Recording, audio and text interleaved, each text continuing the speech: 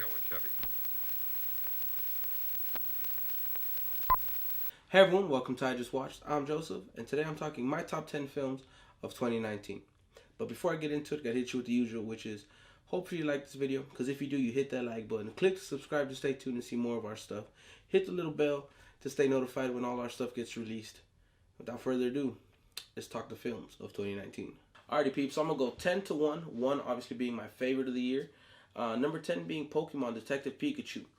Godzilla, King of Monsters. Shazam.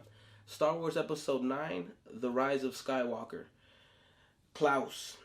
John Wick Chapter 3, It Chapter 2, Alita Battle Angel, Avengers Endgame, and before I jump to my number 1, I have 3 honorable mentions for the year. There's Missing Link, Annabelle Comes Home, and Aladdin. Now, my number 1, my favorite movie this year, the movie I've probably seen the most, is The Joker. Now, I'm going to go into depth on why for my top 5. Give you kind of why I feel like I feel. Alright, my top 5. Number 5 being John Wick Chapter 3, Parabellum. I mean, each John Wick movie is a masterpiece in its own. I mean, the storyline is very simple yet very detailed in the first one, and then just that world continues to grow and grow. And then the third one is this build up where it's like now we're getting to know, who runs this whole operation, the high table, and the man at the table that you find out who he is later on and stuff. It's just like the way this story has grown, and seeing Keanu Reeves just throw the smackdown on people is fantastic. You love the character, you love the guy, you love his reasonings, and you just love the elegant society that is these assassins. I don't know, it's just each movie has only gotten better and better. I'm excited to see Chapter 4. Supposedly, I'm not sure, I heard that Chapter 4 is supposed to come out with Matrix 4, so it's going to be Keanu versus Keanu. Like, no matter what, Keanu's making $1 billion that weekend, basically. So I'm super excited to see where it goes. And just the John Wick movies have been fantastic. Fantastic. My number 4 is It Chapter 2. I know a lot of people didn't like the way it ended, but I love the ending of this film. First things first, I love Bill Skarsgård as Pennywise. I love the kids, and I love the cast of the adults and the way they match up to the kids. Each one of them to me looks like the adult. Like, I don't know, I catch the vibe, the similarities. I love the way it plays, and I genuinely love how they defeat it. Excuse me. I love how it's not like, because in the books there's a completely different way in the books, and in the previous one, classic monster Silver, but this one I like the fact because Pennywise itself, that creature feeds off of you, feeds off how you feel, feels off of you in a sense. So then they use that against it in the sense that they defeat it because they no longer fear it. And it gets teased in the first one, and that's my favorite part. And I like that. I actually like the way it ended and the fact that they remember and all that. But I could go on and on. Number 3 for me for the year, is Alita Battle Angel. Oh my God, people. This movie is beautiful. The visual effects are amazing. I love the story. I love the character Alita. I love the bounty hunter storyline that they're building. And I just want to see where it goes. Like, I want her to get to, God, I forgot the name of the world, at the last floating city. I want her to get there. I just want to see where this goes. Like, I don't know, this movie looked amazing from trailers, so I was excited for it. And then it surpassed my requirements. Basically, what I had, my hopes, it extremely surpassed it. I love it. We're supposed to get 3 in total, so we're supposed to get 2 more. As of right now, to me, this is the best live action anime recreation to date, and I hope that more people see it and more people support it, because it does not get enough love. It's a fantastic movie. Number 2, Avengers Endgame. I mean, it's the end of the Infinity Saga.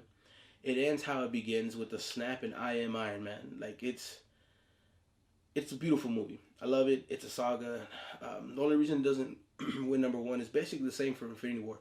It just has so much build up. There's no way for this movie to be bad. There's no way for me to love this, for not to love this movie. I mean, seeing moments like Cap pick up Mjolnir and go toe to toe with Thanos, seeing just the original the Avengers Trinity, Thor, Iron Man, and Cap just go to work on Thanos. It's just that fight scene of seeing these years of just dedication, not only from the people who are creating it, but from fans, just to see it come together on screen was beautiful. And also just excited to see where it goes. I mean, we have a lot to come. I mean, Black Widow is going to tie back into the Infinity Saga, but then Eternals is really the first steps into the future. Even though Far From Home sets that with Sword and this weird secret invasion with the scrolls that they're giving us. So it's interesting to see where it goes. I'm super excited. But my number one of the year, my favorite film of the year, which totally blindsided me in expectations, was Joker. Initially, I thought this movie, I was like, a movie about the Joker? Like, I mean, I love the character. I'm a fan of DC.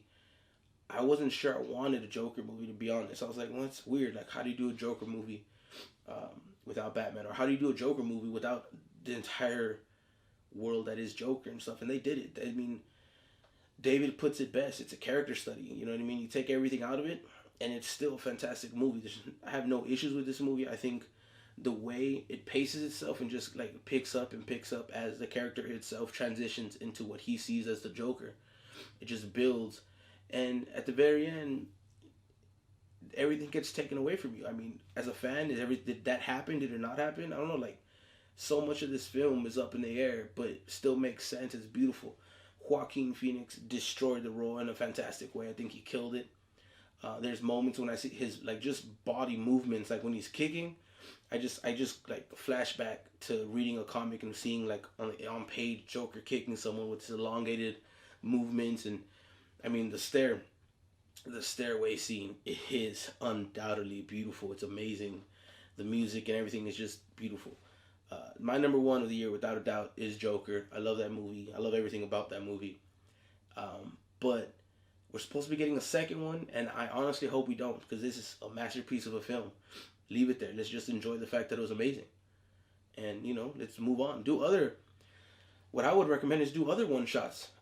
Do one for Icon. Do one for just other characters like that. I mean, like, to me, I think a standalone Icon movie would be amazing. He's literally Black Superman. Icon goes toe-to-toe with Superman all the time. He hits Superman, and Superman like, hey, that hurt, chill.